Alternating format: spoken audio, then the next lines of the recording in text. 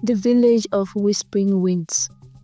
Long ago, in the heart of a lush African savanna, there was a village called Whispering Winds.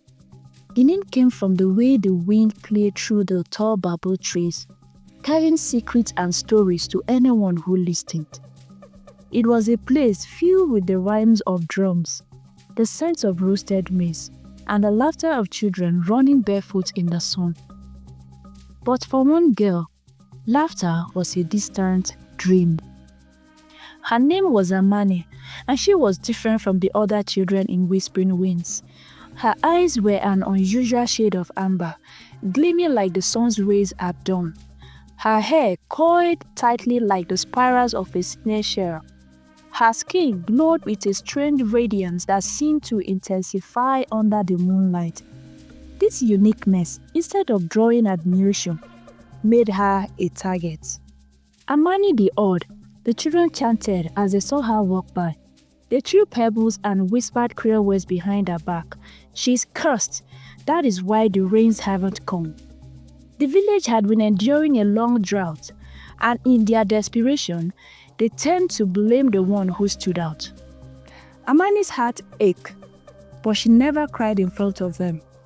Her mother, Zawadi, always told her, "Tears are sacred. Don't waste them on those who cannot see your worth."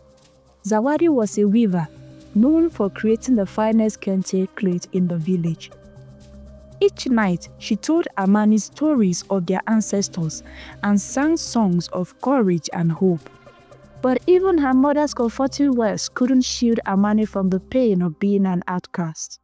One evening, as the sun dipped below the horizon, painting the sky with streaks of orange and purple, Amani sat alone by the river.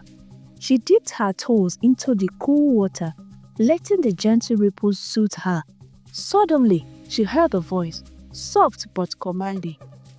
"Amani," it whispered, "why do you let them dim your light?" Startled, she looked around but saw no one. The voice continued, "The blood of great warriors flows in your veins. Remember who you are." Before she could respond, the wind picked up, swirling around her. The river's surface shimmered, revealing the image of a woman with eyes like hers, dressed in armor made of golden scales. Amani gasped. That was no ordinary moment. The stories her mother told about the ancient protectors of their land came rushing back to her. Could it be that she was connected to them? The vision faded as quickly as it appeared, leaving Amani more confused than ever. But deep inside, a flicker of hope began to burn. The next day, the sun rose bright and unrelenting, casting its golden gaze over the village. Amani braced herself for another day of mockery as she walked to the market to fetch millet for her mother. A group of children blocked her path. Leading them was Jabari, the biggest and the meanest boy in the village. "Where are you going, Amani the Odd?" Jabari sneered, his wide grin revealing a missing tooth. "Leave me alone," Amani said, clutching her basket tightly. "Or what?" Jabari's friends echoed, laughing. "Will you curse us with your witch eyes?" Amani tried to step around them, but Jabari snatched the basket from her hands and tossed it to one of his friends. They began a cruel game, tossing the basket high into the air while Amani jumped helplessly, trying to catch it. Tears threatened to spill from her eyes, but she remembered her mother's word. "Please," she said, her voice firm despite the lump in her throat. "Give it back." Jabari smirked and held the basket above his head. "Why should we? Show us your magic, witch girl." Crowd that had gathered laughed, edging him on. Just as Jabari was about to throw the basket into the river, a sudden gust of wind howled through the market, snatching the basket from his hands. It landed gently at Amani's feet. The laughter ceased, replaced by an uneasy murmur. Jabari's face twisted in anger. "You think that scares me? You will pay for this, Amani." As the crowd dispersed, Amani's heart raced. The wind had come to her aid. Just like the voice by the river, something inside her was awakening, something she didn't yet understand. That evening, the village elders gathered under the great bamboo tree to discuss the strange events.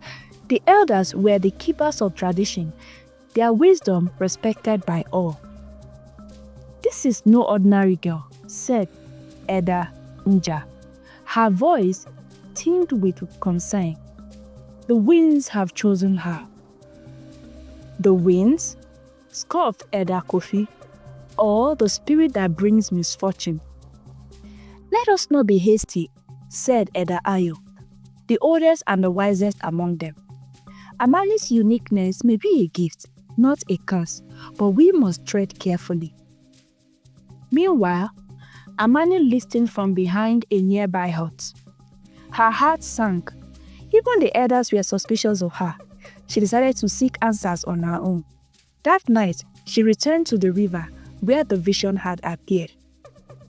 Under the full moon's light, she knelt by the water and whispered, "If you can hear me, please help me understand." The wind picked up again, and the river's surface shimmered. This time, the image of the warrior woman returned. "You are the last of our line, Amani," the woman said. "The power within you is ancient and fierce, but you must learn to control it, or it will consume you." "How?" Amani asked, her voice trembling. "Go to the cave of echoes," the woman replies. "There you will find what you seek." The vision faded, leaving Amani determined.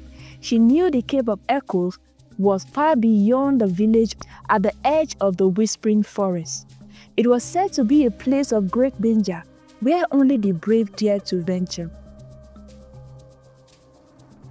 At dawn, Amani set out on her journey. She carried only a small pouch of food and her mother's woven scarf. The forest loomed ahead, its tall trees casting long shadows. As she entered, the air grew cooler and the sounds of the village faded away. The path to the cave was treacherous, filled with tangled roots and hidden thorns.